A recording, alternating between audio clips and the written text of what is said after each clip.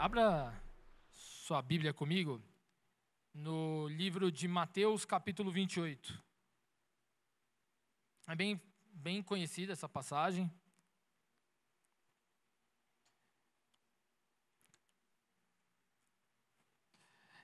Vamos ler do versículo 16 ao 20. Vamos lá. Os 11 discípulos foram para a Galileia, para o monte que Jesus lhes indicara. Quando o viram, o adoraram. Mas alguns duvidaram. Então Jesus aproximou-se deles e disse: Foi-me dada toda a autoridade nos céus e na terra. Portanto, vão e façam discípulos de todas as nações, batizando-os em nome do Pai, e do Filho e do Espírito Santo, ensinando-os a obedecer a tudo o que os ordenei a vocês, e eu estarei sempre com vocês, até o fim dos tempos. Feche seus olhos aqui comigo. Jesus, obrigado por quem você é. Obrigado por nos amar primeiro. Obrigado por não desistir de nós. Estamos aqui, Senhor, a fim de fazer discípulos em todas as áreas da nossa vida de igreja, em todas as expressões, no louvor, na pregação, nos relacionamentos. Nós te clamamos aqui pela sua autoridade. Assuma o controle, Senhor, assim como o Senhor tem feito desde o início de tudo, quando a gente começou. Você é o principal convidado de tudo isso. Você é verdadeiramente o convidado especial. Então nós te clamamos, Senhor, continue nos conduzindo, que nós possamos sair da frente, não sermos pedra de tropeço e que nós possamos honrar e glorificar o seu nome. Espírito Santo, te convidamos aqui, mais uma vez, em nome de Jesus. Amém.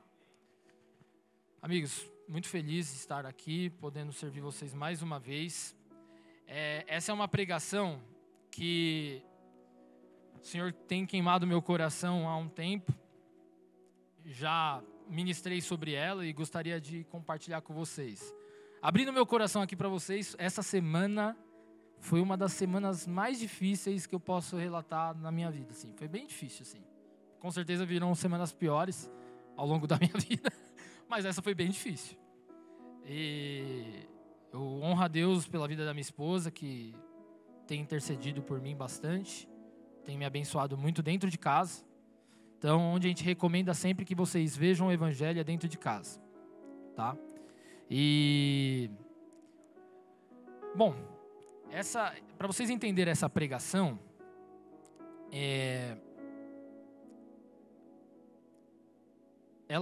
a ênfase dessa pregação é sobre a autoridade de Jesus. Uma vez eu estava assistindo um filme chamado Jogos Vorazes. Todo mundo já assistiu aqui? Jogos Vorazes, conhecem? Quem não assistiu, recomendo, assistam, que é um filme muito bom, traz bastante reflexões. E uma das reflexões que esse filme traz é sobre a natureza humana. A nossa natureza, ela tem um grande problema. Uma coisa que eu vi nesse filme foi um espelho. Porque o filme vai contar a história de uma sociedade que existia uma parte dessa sociedade muito simples, e poucas pessoas desfrutavam dos benefícios que essa sociedade tinha. E aí, qual que era a ideia? Colocar os rebeldes para todo mundo não se rebelar contra quem estava no poder. Eles promoviam poucas pessoas e permitiam que essas pessoas acessassem em batalha uns contra os outros esse status, esse lugar exclusivo. Saía da pobreza e iria para um lugar de riqueza. E no final do filme, moral da história, era que a natureza humana, ela sempre vai fazer isso. Querer poder, querer autoridade, querer destaque, querer fama, querer riqueza, sucesso, a todo custo, a ponto de derrubar as pessoas para elas chegarem lá. E as pessoas nesse contexto, que é um espelho da nossa realidade, a realidade do pecado, elas estão marcadas por desejos vorazes. Não é só jogos, é um apetite voraz pelos suas ambições, pelos seus desejos. E o que é voraz? Acho que você deve imaginar, voraz é aquilo que não é insaciável, é interminável. Você vai ganhando as coisas, você nunca está satisfeito, é sempre mais, mais, mais. E essa palavra é uma palavra de origem grega mesmo, que é a autoridade, que é a ênfase dessa pregação hoje, ela remete a um poder deliberado sobre outras coisas. Jesus, ele estava nos últimos momentos seus aqui na terra. Isso acontece depois da sua morte e da sua ressurreição. Essa frase que nós lemos aqui na Bíblia. E Jesus, ele vai destacar o seguinte: toda a autoridade foi me dada no céu e na terra. Não foi alguma autoridade, veja bem. Não foi pouca autoridade, foi toda. Todas as áreas da vida, da existência, da humanidade, das estrelas que você contempla, dos lugares mais fundos da terra, toda a autoridade foi dada a Jesus. E afinal, por que Jesus se preocupa com o tema de autoridade? Por que Jesus está preocupado em informar-nos sobre a sua autoridade? Porque ele poderia dizer só o seguinte, ele poderia pular essa parte e falar, obedeçam e façam discípulos. Mas ele fez questão de dizer toda a autoridade. Então, por que os apóstolos e os discípulos também se preocuparam em dar continuidade nesse tema? Quais as implicações para nós hoje, que estamos aqui, nesse domingo, saímos de casa, tomamos café, tiramos os nossos filhos da cama, nós mesmos acordamos jovens, adultos e viemos aqui para o Basileia ouvir uma pregação sobre a autoridade. O que isso implica na minha e na sua vida? No conceito humano, tá? No conceito humano, para a gente responder essa pergunta, a gente precisa entender o que é, de fato, a autoridade. Então, autoridade, pensa assim comigo. Quando você vê uma polícia, você está dirigindo, se você está com carta, está tudo certo, está tudo em dia, está tranquilo. Se você for parado, você não se preocupa em entregar ali sua CNH, está tudo em ordem. Mas se tiver tudo errado, com certeza você vai temer. Por quê? Porque ali é uma autoridade. Então a autoridade é toda a representação de poder ou influência que possui o monopólio da força numa determinada esfera da vida. Todos nós temos autoridades. Líderes, empregadores, reis no passado, ditadores, desde os líderes mais polêmicos, Hitler, Napoleão, todos, imperadores do Império Romano, todos tiveram autoridade. E os homens sem Deus são inclinados a buscar a autoridade em níveis diferentes de exercício. Então, você pode na sua carreira, os jovens estão estudando, vocês vão ter autoridade. Dentro de casa, temos autoridade. Todo lugar. E 2 pontos essenciais que Jesus quer nos ensinar aqui sobre a sua autoridade, só para vocês entenderem o que Jesus quer passar. Ele se preocupa muito em falar da sua autoridade porque ele veio diretamente do Pai. É estranho às vezes para algumas pessoas entender que Jesus existe desde a eternidade. Jesus não foi só um homem. Jesus é Deus. Ele existiu desde a eternidade. Por isso que ele fala, toda a autoridade me foi dada no céu e na terra. Só que ele está falando da sua origem também. Quando ele fala da sua autoridade, ele está falando da sua origem. E ele está falando também como Cristo, o Messias. E o outro aspecto da autoridade de Jesus é que ele veio assumir autoridade não só externa, mas principalmente interna. dentro de nós, nas nossas emoções, nos nossos problemas, nas nossas doenças, em tudo. Jesus vem assumir a autoridade. Então, a consciência dessa autoridade de Jesus e esse reconhecimento de quem Jesus é, abrem portas para a gente. Que portas essas? Abrem portas para nós entendermos que Jesus requer da gente submissão, obediência. Jesus quer que a gente seja submisso a quem Ele é. E isso é fé. Fé não é só aquela confiança que a gente fala. Fé é submeter-se à autoridade de Jesus. É submeter-se a quem Ele é desde a eternidade. Então, essa consciência, ela abre portas na nossa mente e revelações que nós nem imaginamos ao longo dos nossos dias, para a gente lidar nos relacionamentos, na nossa vida com as nossas famílias, os nossos amigos, na faculdade, na escola, no trabalho. Se eu entendo a autoridade de Jesus, eu consigo entender as autoridades que existem. Então, quando você confessa na sua consciência, quando você entrega a sua vida a Jesus, sabe aquele apelo muitas vezes que tem nos lugares? Vem à frente, entrega a sua vida a Jesus. Muitas vezes tem muita gente desavisada. Porque Jesus, Ele não quer que você entregue a sua vida sem você saber quem Ele é e o que Ele exige de você. Isso não tem nada a ver com você necessariamente. Não é você que vai conseguir. O seu papel é só o seguinte: entendi as cláusulas do contrato. Agora eu vou assinar. Mas eu não sei como eu vou seguir isso. É fé. Então, a autoridade de Jesus, ela tem um objetivo. Em toda a história da humanidade, ela só tem um objetivo: nos reconciliar com Deus. Jesus vem para a terra e morre para te reconciliar com Deus. A Bíblia revela lá em Colossenses 1:20 que houve reconciliação e paz pelo sangue de Jesus na cruz.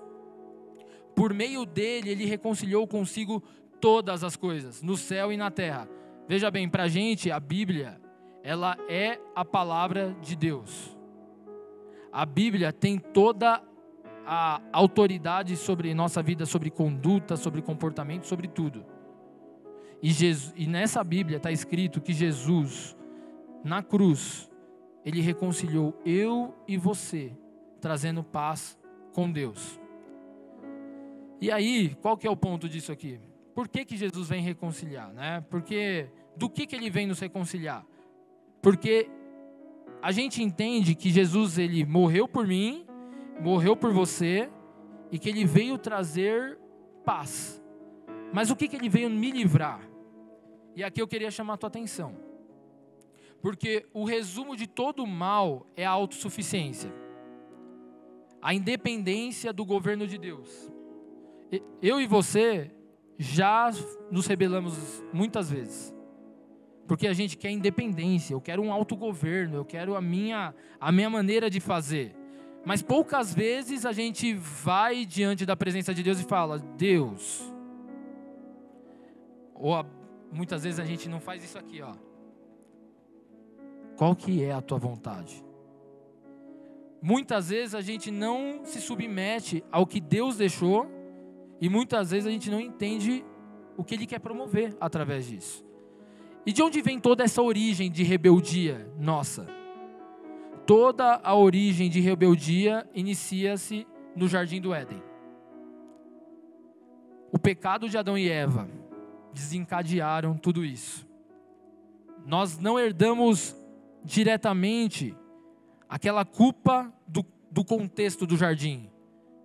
Assim como eu e você, a gente não herda a culpa se a gente joga, se alguém jogou o lixo no rio Tietê, ou se poluíram alguns carros. Perdão, falei errado. Se poluíram a cidade com os carros. Por que eu estou falando isso? Porque a gente tem um senso de que será que Deus é justo? Porque não fui eu que comi da árvore, do fruto da árvore. Não fui eu que experimentei daquele fruto. Por que eu tenho que herdar uma consequência? Porque Deus, ele entende o coletivo. Deus entende o coletivo. Assim, para Jesus voltar, será através do coletivo. A condenação vem por meio de um homem, mas a salvação também vem por meio de um homem. Mas essa condenação que veio no Éden impactou todos nós. Assim como você passar agora no rio Tietê, você vai falar, que rio fedido. Nossa, poluição está acabando com a nossa cidade. Foi eu individualmente? Não, foi o conjunto. A salvação de Cristo vem por um homem, mas ela precisa ser repartida. Precisa ser uma consequência para todos. Não pode morrer só em você. Então, a origem de toda a rebeldia começou no Éden. E a Bíblia revela 4 níveis de rebeldia para a gente. 4 não, vou dizer até 5. Que na verdade veio essa reflexão agora há pouco. A passividade é uma delas. Eu não sei se você sabe o que é passividade, mas sabe quando você abdica de toda a autoridade? Isso é passividade. Adão abdicou de sua autoridade por falta de fé. Porque ele teve mais fé no que a serpente disse para ele do que no que Deus disse para ele. Então ele acreditou muito mais naquilo que a serpente disse do que em Deus. Então ele era o responsável pelo jardim. Ele deveria ter negado o pedido da serpente. Mas o que ele fez? Ele teve fé no que a serpente disse. Então ele abdicou daquela autoridade por uma falta de fé em Deus. Isso acontece com a gente também. Às vezes a gente abdica das nossas responsabilidades nos nossos dias com Deus por falta de fé. E muitas vezes a gente acredita até no que o nosso coração enganoso está dizendo. Sabe aquela frase, siga o seu coração, seja feliz? Baboseira. Para nós, cristãos, isso não existe. É isso aqui. Não siga o seu coração. Seu coração vai te levar para a ruína. O segundo aspecto de rebeldia é o pecado, de ceder ao egoísmo. O pecado de Eva influenciou Adão. E o pecado ele é contagiante. Ele é semelhante a uma epidemia de egoísmos contra a autoridade de Jesus. Se eu estou revoltado com Jesus, a tendência é eu chegar para as pessoas e falar, para com isso. Tudo bobagem, eu já tive experiência, já fui de igreja evangélica, já vi tudo isso. Só que a sua frustração te cegou a tal ponto que te leva a um egoísmo muito grande. E aí você começa a contaminar o egoísmo, você começa a contaminar a rebeldia para outras pessoas. O terceiro aspecto é quando a gente fere outra pessoa também, que é um segundo nível de egoísmo, que é a disputa de autoridade e de autossuficiência. Esse é um outro aspecto da rebeldia, que aí encaixa muito no que eu falei do filme, que as pessoas, o pecado da rebeldia, que surgiu no Éden, faz com que eu e você tenha esse senso de competição a todo tempo. A todo tempo parece que a gente está competindo. Essa lógica maldita aí do mercado, a gente traz às vezes para dentro da igreja. Quem que é o cara que prega mais? Quem que é o que canta mais? Quem que é? Isso é maldito. Porque você está querendo criar competição, sendo que a autoridade só pertence a quem? Jesus. O quarto aspecto da rebeldia é atacar. É um ataque. Ataque intencionalmente a autoridade de Deus. Quando não há mais possibilidade de arrependimento, quando a sua mente ela está tão cauterizada, bloqueada, você endurece seu coração e você nem quer mais se prostrar diante daquele que possui toda a autoridade. A gente acredita que isso é o caminho para a ruína. Se preocupe se faz tempo que você não se arrepende. Se preocupe muito, assim. Irmãos, aqui jogando transparente aqui com vocês, sem formalidades. Jesus, Ele quer que nós tenhamos nossos ouvidos abertos. Não tenha o coração endurecido para a voz de Jesus. Não é a voz do Renan, não. Não é a voz do Rafael, não é a voz do Gabriel. Não é a voz de qualquer pastor. É a de Jesus. Obviamente, se a gente estiver ecoando a voz de Jesus, vocês vão ouvir também. Mas por isso vocês têm que olhar para a Bíblia. É por isso que a Bíblia é tão importante. Por que tem tanta gente enganada, gente?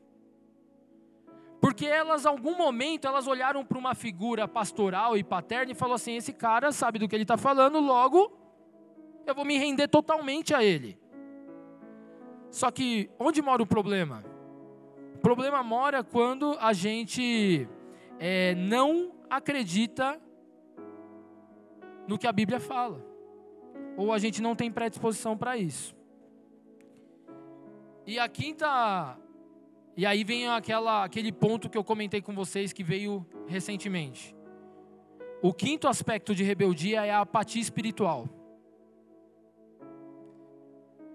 A Bíblia vai dizer, lá em Efésios 4, do 30 ao 32, não entristeçam o Espírito Santo de Deus, no qual vocês foram selados para o dia da redenção. Que não haja no meio de vocês qualquer amargura, indignação, ira, gritaria e blasfêmia, como qualquer maldade. Pelo contrário, sejam bondosos e compassivos uns para com os outros, perdoando uns aos outros como também Deus em Cristo perdoou vocês.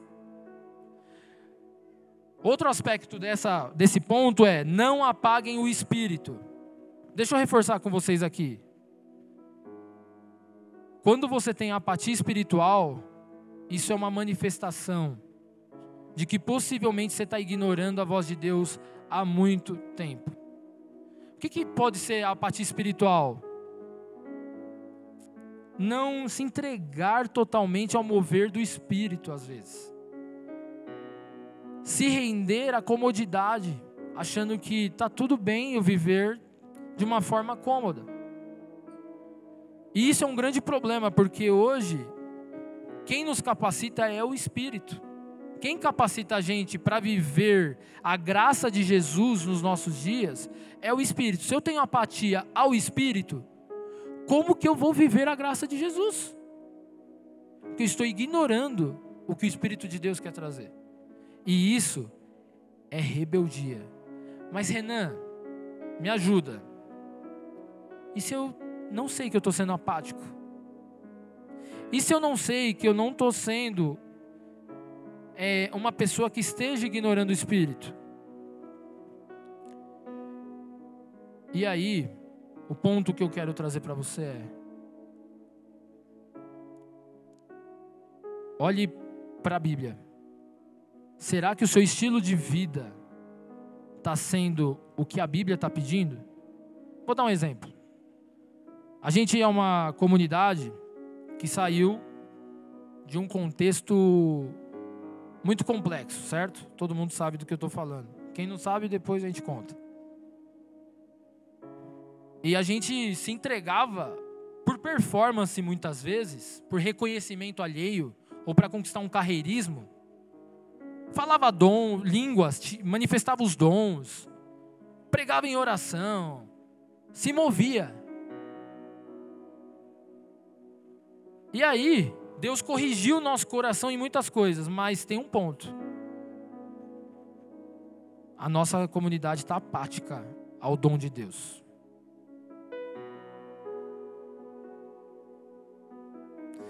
A nossa comunidade está apática ao que o Espírito Santo está querendo fazer muitas vezes. Isso tem que nos preocupar. Porque não dá para a gente ser uma igreja fria. Os últimos dias vão ser difíceis. Se a gente não se entregar e buscar... Sabe por que eu estou falando isso? Porque a mensagem que o Ângelo trouxe ontem é muito nesse sentido. A gente busca muito a palavra e a teologia. Mas e o poder? Onde está o poder do Espírito? Então, eu te convido a não ser apático com o Espírito. Você tem o Espírito Santo. Mas começa a se relacionar com Ele. Quando você orar, pede: Espírito, será que a minha frustração que está me bloqueando? O que está acontecendo? Por que eu não estou acessando? Não nos conformemos com isso. Não se conforme em você não ver o que os apóstolos viram. Eu não me conformo, fico indignado às vezes. Ah, Renan, tal, mas é inveja. Não, é admiração. Porque os dias que a gente vai viver, não necessariamente eu e você, mas talvez o seu filho, sua filha, o meu filho futuramente, ele pode viver. E se ele não vê isso na gente, onde eles vão ver? A gente tem que liderar pelo exemplo. Isso não começa só do Renan, do Gabriel, do Rafael. Isso é da igreja. Que sejamos livres da apatia espiritual. Isso é parte da rebeldia que começou no Éden. Adão tinha acesso a Deus diretamente. E Deus quis nos reconciliar com Ele mesmo, para que nós não sejamos apáticos espiritualmente. A contemplação da autoridade de Jesus, ela te motiva, presta atenção, a fazer e morrer tudo que pertence à sua natureza terrena. Todo tipo de maldade, linguagem obscena, ira, murmuração, tudo isso, quando a gente contempla quem Jesus é, deveria nos motivar. Mas aí vem um ponto. Por que eu não consigo? Renan, eu entendo quem Jesus é, mas às vezes eu não consigo segurar a minha língua. Às vezes eu não consigo deixar de ter aquele desejo maligno, inveja, raiva, ódio. Por que eu não consigo? Eu já sei quem Jesus é. E a autoridade de Jesus quer nos ensinar uma coisa: que só tem um caminho para a gente reconhecer o porquê que a gente não consegue. Olhando para a cruz. Olhando para a cruz.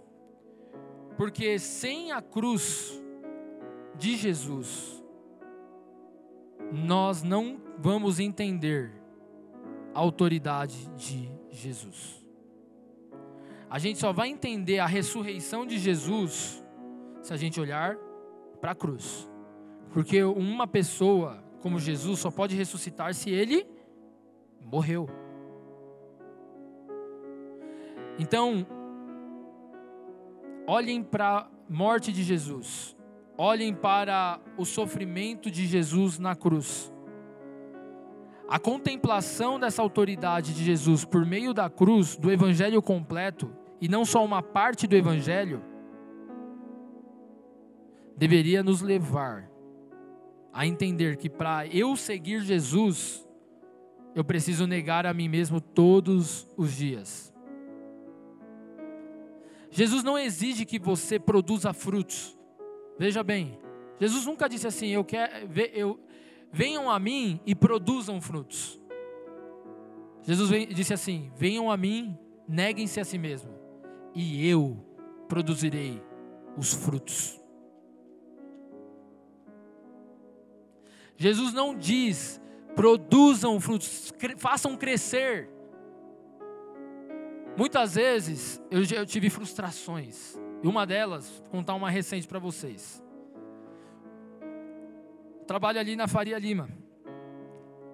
E ali na esquina do meu trabalho, tem uma movimentação no horário do almoço. E aí, fiquei muito animado um dia passando e tal.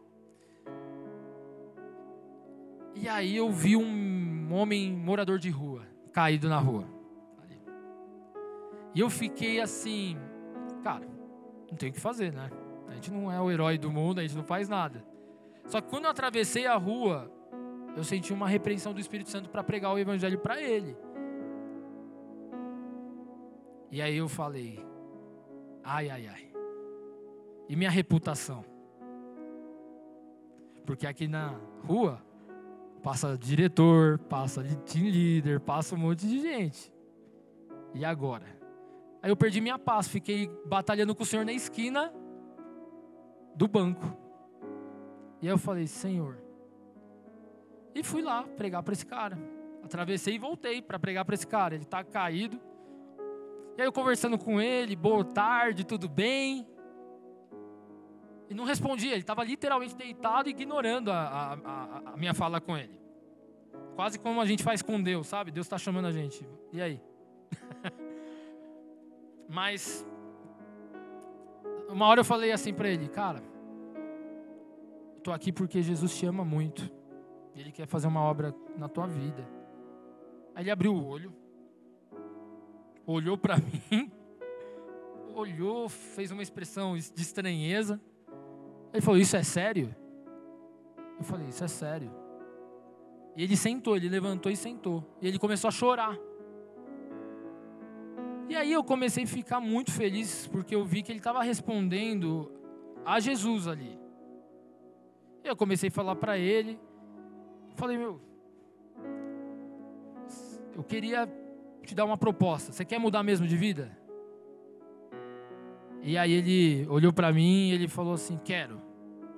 Falei, então, se você estiver aqui até às 18 horas, eu vou te levar embora. Aí ele arregalou o olho. Eu me expressei mal, ele achou que era um sequestro. Aí ele falou, não, mano, não faz isso comigo não. Eu falei, não, deixa eu te explicar. Eu vou te levar embora para cuidar de você. Para algum lugar eu vou te levar, vou dar um jeito. Aí ele olhou com o olho arregalado. E ele falou, tá bom. E aí eu saí. Falei para ele, vou almoçar. Quando eu voltar, ele já estava com o almoço ali do lado e tal. Aí quando eu voltei, eu falei, deixa eu reforçar com ele tudo. Quando eu falei com ele, ele falou assim para mim, quem é você? Aí eu assustei. Porque percebi que ele não estava nem lembrando da nossa conversa. Eu falei, eu acabei de conversar com o Senhor, tinha passado aqui, falado sobre Jesus. Ele é. E aí eu fiquei frustrado. Fiquei frustrado porque eu falei assim, caramba, eu não consegui pregar para um cara e eu não vi a minha atitude com ele frutificar. E eu e você, a gente vai se frustrar ao longo de toda a nossa vida. Por que eu estou te falando isso? Porque eu fiquei incomodado com o Senhor. Falei, Senhor, poxa vida. Era uma oportunidade. Só para você entender, eu reforcei com ele. E quando eu voltei, ele não estava lá. Ele falou assim, quem que vai pagar minhas contas? Quem que vai pagar o cara que eu devo? Enfim, foi uma situação muito frustrante para mim, no sentido de, ou ele não acreditou, ou ele esqueceu de novo. Mas o ponto da minha frustração é porque eu quis gerar o fruto. Eu quis forçar o crescimento. E quem gera o crescimento e o fruto é Deus. Deus só pede uma coisa pra gente. Prepara a terra. Só prepara a terra. Deixa que eu planto. E deixa que eu faço o crescimento. E eu produzo o fruto. E eu limpo e gero mais fruto. Por isso que Jesus disse assim, permaneçam em mim e eu permanecerei em vocês. Jesus não está atrás da sua performance. Jesus não está atrás, diferente das pessoas que vão exigir ao longo de toda a sua vida, toda a sua performance, Jesus não está atrás. Mas tenha consciência de uma coisa diante de tudo isso. Rendam-se à autoridade de Jesus. Jesus quer calibrar o seu coração por meio da cruz. Jesus quer te calibrar por meio da cruz do Calvário. Só assim você vai aprender o que é autoridade. Você só vai conseguir honrar seu pai e sua mãe entendendo a autoridade de Jesus. Você só vai entender a autoridade do seu chefe no trabalho entendendo a autoridade de Jesus. Caso você esqueça da autoridade de Jesus, sabe o que vai acontecer? Você vai chegar no seu trabalho e você vai se rebelar. Você vai chegar em casa e você vai se rebelar contra a sua família. Isso tem um limite, óbvio, tá, gente? Vou dar um exemplo. Sadraque, Mesaque e Abednego, diante de uma autoridade, pediram para eles adorarem outra imagem. Existe um momento de, esse é o limite. Tudo que vai contra a lei de Deus, esse é o limite para nós nos rebelarmos contra autoridades. Mas fora esse limite, Deus pede que a gente honre as pessoas que estão sob autoridade. Porque a autoridade de um presidente, de um rei, de um ditador, foi Deus que permitiu ele estar lá. E a nossa conduta vai confrontar o mundo. Por isso que fofoca, panela, tudo isso que gera murmúrio, foge disso. Não liga porque os outros vão falar, mas foge. Foge, é um conselho. Eu já vi frutos por causa disso. Coisas que eu não esperava ter fruto, Deus mostrou para mim o fruto. Coisas que eu esperava, Deus te frustra. Porque Ele quer mostrar, eu gero o fruto. Para a gente nunca dizer, eu sou bom, eu sou suficiente.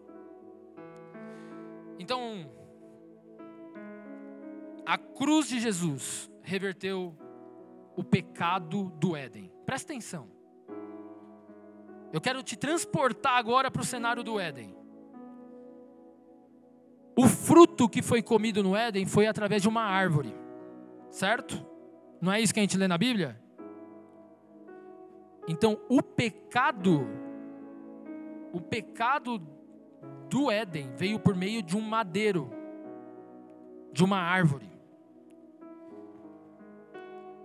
Mas Jesus, Ele deu sua vida por meio de um madeiro na cruz para te transportar para a vida. Enquanto no Éden você é transportado para a morte pela desobediência, pela obediência de um homem, você é transportado para a vida no madeiro. Então a única forma de aniquilar a rebeldia no seu coração e no meu coração é através da mensagem da cruz. Jesus te convida a participar do seu corpo e da sua comunhão. Jesus te convida a você resistir às suas paixões e vontades. Renan, eu consigo? Consegue. Você não consegue com a sua própria força, você consegue pela pregação da palavra. Você consegue por você ler a palavra de Deus e você ser confrontado por ela todos os dias. Você consegue porque Jesus disse, se você permanecer em mim, eu te ajudarei, eu te capacitarei. A graça não é só perdão, a graça é capacitação. Então eu queria finalizar aqui a pregação lendo Romanos 6, versos 5 a 8, tá, Bia? Por favor. Quero te trazer essa reflexão.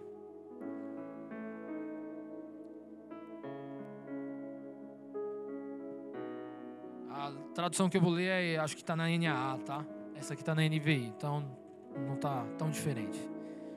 Porque se fomos unidos com Ele na semelhança da sua morte, certamente seremos também na semelhança da sua ressurreição.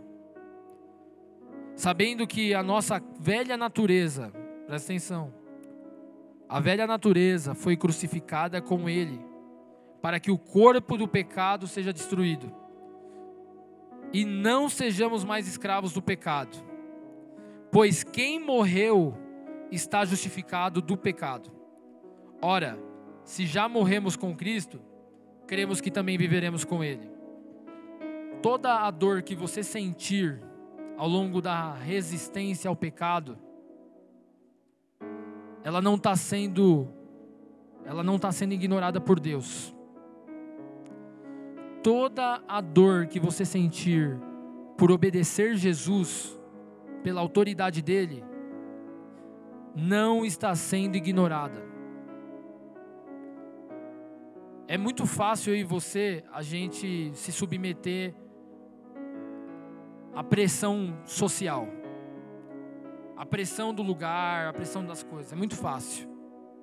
Mas cada renúncia que você faz é uma pregação para o mundo de que a sua esperança está na eternidade, quando Jesus voltar.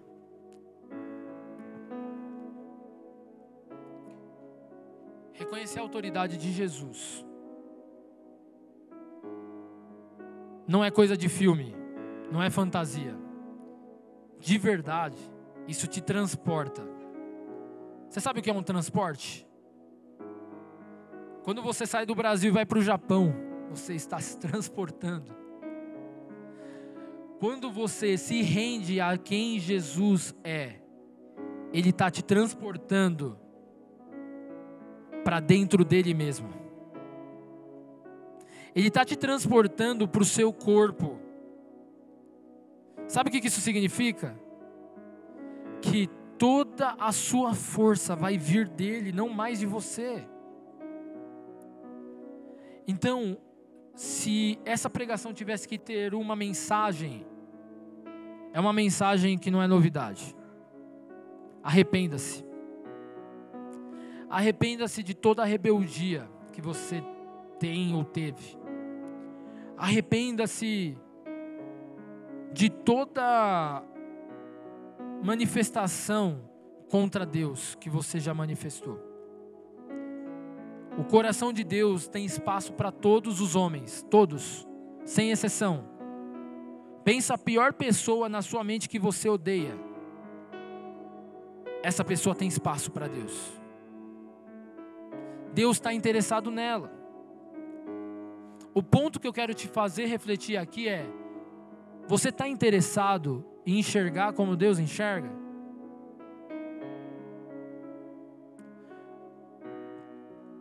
Porque se você estiver interessado, Deus tem muito mais para você dentro da sua autoridade do que o que você acha que Ele tem para você no Jesus imaginário que você projetou. O Jesus imaginário, ele nos distancia do Jesus real. Mas o Jesus real te chama ao arrependimento para que você seja transportado para dentro dele mesmo. Isso não é fantasia. Sabe como que você resiste a um ataque de alguém? Indo para dentro de Jesus. Sabe como que você resiste à comunhão? A comunhão, no caso, participando dela, indo para dentro de Jesus.